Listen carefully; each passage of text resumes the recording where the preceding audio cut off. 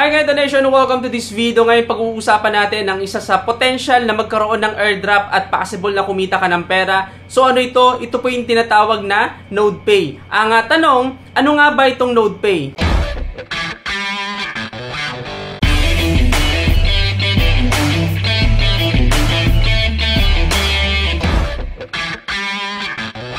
Ang NodePay po ay isang decentralized platform kung saan pwede kang kumita sa mga hindi mo ginagamit na internet bandwidth. So katulad lang din po ito ng Grass token kung familiar ka dun sa GetGrass. Kung natatandaan mo, tinalakay ko dito yung GetGrass noong April 3 dito sa ating YouTube channel. No, kailan lang po nagkaroon ng airdrop ang GetGrass. Nagbigay sila ng mga Grass token base dun sa naipon mo na Grass. So kung makikita mo, ang value na ngayon ng Grass token ay 1.6. Okay? At possible po na umakyat pa yan ng 3.7 or 4.3. So bago bumaba. So katulad ng Grass token, ang NodePay po ay confirm na ang airdrop kung saan once na mag-participate ka dito at mag-share ka ng internet bandwidth mo ay pwede kang makakuha ng token ng NodePay at i-convert ito sa totoong pera. Ang tanong, no, paano ba mag-register dito? So meron ka makikitang link sa description ng video na to o kaya naman sa comment section. So click mo lang yung kapatid. Once na naklik mo na, dito po ilalabas yan. Then magre-register ka lang dito kapatid. Like for example, magre-register lang ako. Then click ko lang yung I have read and agreed terms and privacy policy. Verify ko lang yung human. And click ko yung register. So ganun lang kadali kapatid na mag-register dito sa NodePay. So paano mo naman magagawang i-share ang internet bandwidth mo dito? So once na nakapag-register ka na, back lang natin, mag-login lang tayo dito. Then access my account. So dito ang gagawin mo lang kapatid, i-click mo lang tong connect. Okay? Click natin tong connect. Then i-add lang natin to sa Chrome, yung extension. Add extension. So dito makikita mo na, ipin ko lang.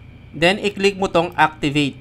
Okay? Once na na-activate na yan, i-refresh mo lang to kapatid. Then automatic na mag-share na yung internet bandwidth mo dito sa NodePay. Okay, at makakuha ka na ng reward sa pamagitan ng pag-share mo ng internet bandwidth. So, ganun lang kasimple kapatid. So, maliban sa pag-share ng internet bandwidth mo dito, mayroon din mga mission na pwede mong gawin para makakuha ka ng extra reward. So, maliban sa pag-share mo ng internet bandwidth mo, pwede ka mag-participate dun sa missions and reward. Okay, like for example dito, daily treasure claim. Once na mag-register ka, magkakaroon ka na agad ng 100. Claim mo lang yan. Refresh lang natin. Then, araw-araw mo makakuha yan kapatid, itong daily treasure claim.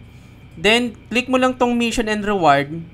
Makikita mo na meron kang iba't ibang mission na pwedeng gawin. Like for example, once naman natuloy-tuloy yung paggamit mo ng NodePay, okay, magkakaroon ka ng additional na reward. Like for example ito, once na maabot mo yung 7 days, magkakaroon ka ng 400 hanggang maabot mo yung 28 days. Okay, hindi lang yan kapatid dahil meron din na network connection mission. Once na ma-reach mo yung 24 hours ng paggamit ng NodePay, so pwede ka makakuha ng 2,400. Okay? So hindi lang yan. So meron din tayong social engagement mission.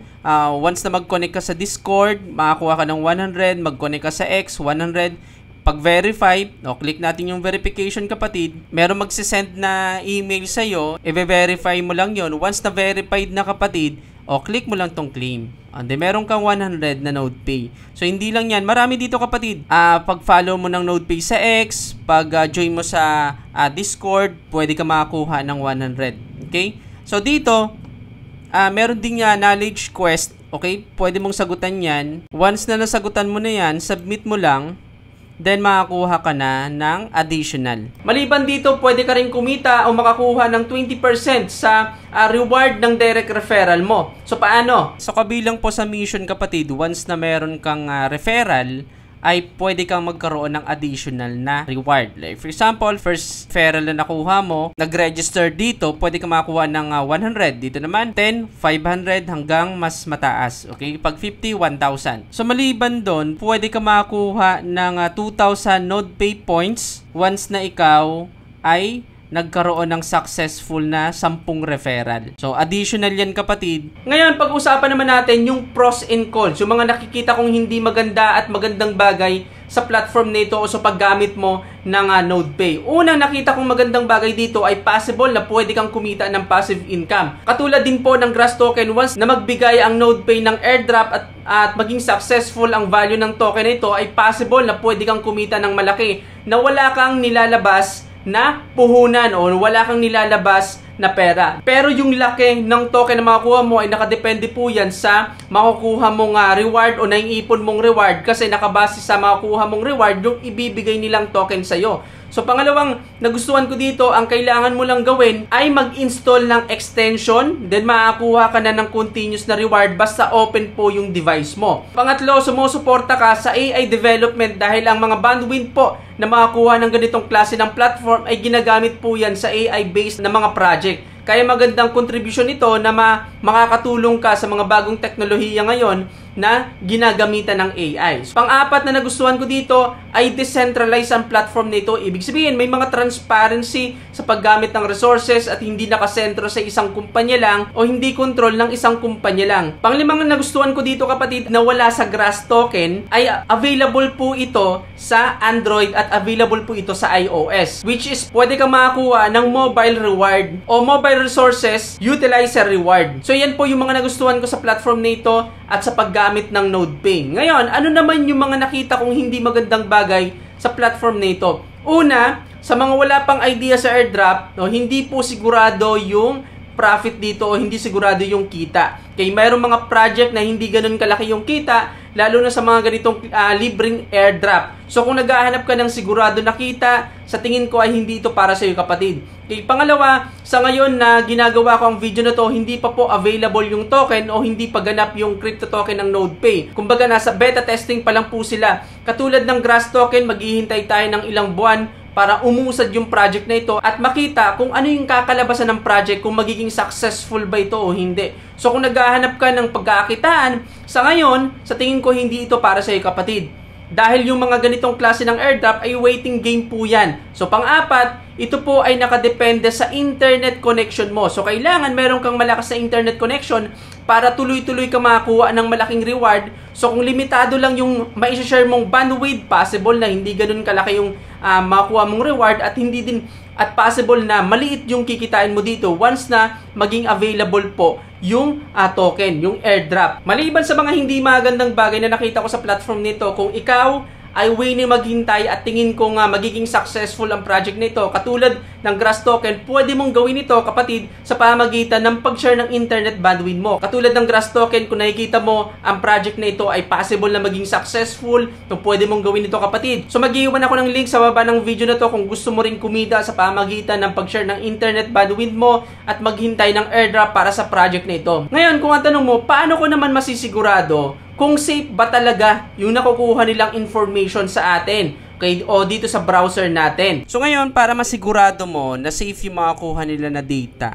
so pwede mong gawin ay right-click mo tong icon ng NodePay extension, then click mo tong view web permission. May kita mo dito yung iba't ibang permission, kapatid. Pwede mong i-block yung iba kung ayaw mo. Like for example ako, titingnan natin kung ano yung pwedeng i-block. Like for example, itong payment handlers, i-block ko yan. So sabihin natin ayaw mo makuha yung location mo, pwede mong i-block yan, pero nakalagay naman dito ay ask. So magtatanong sila kung kailangan nilang i-share yung location mo. Okay, pero kung ayaw mo, like for example ito, i-block natin. So yung microphone, i-block natin. So dito mo makikita kung paano kinukuha yung mga data na ginagawa mo dito sa browser gamit itong NodePay. Ngayon, ang review natin dito, kapatid, katulad ng Grass token, mayroon din potential ang NodePay na maging successful. Ang pagkakaiba lang ng Grass token sa NodePay, mas advanced ang GetGrass sa pag-develop ng token nila at sa ecosystem. Hindi katulad dito sa NodePay na unang cycle pa lang ito, kapatid, sa pagbuo ng network at token distribution. So makikita natin sa mga susunod na araw o linggo o sa mga susunod na buwan na pwede tayong makakuha ng token dito sa NodePay at i-convert sa totoong pera. Ngayon, ikaw naman yung tatanungin ko, kapatid, no, base sa pinag-usapan natin, masasabi mo ba na magiging successful ang project na ito? Nakikita mo ba na katulad ng ibang project, hindi maganda ang kakalabasan nito, kapatid. So comment po sa baba ng video na to kung ano yung sagot mo sa tanong natin at ano yung masasabi mo sa platform na ito para malaman ng mga makakapanood ng video na to kung ano yung opinion mo about dito sa platform na ito. So dito na itatapos ang topic natin ngayon. Sa muli, I'm Nilianto. Bye-bye!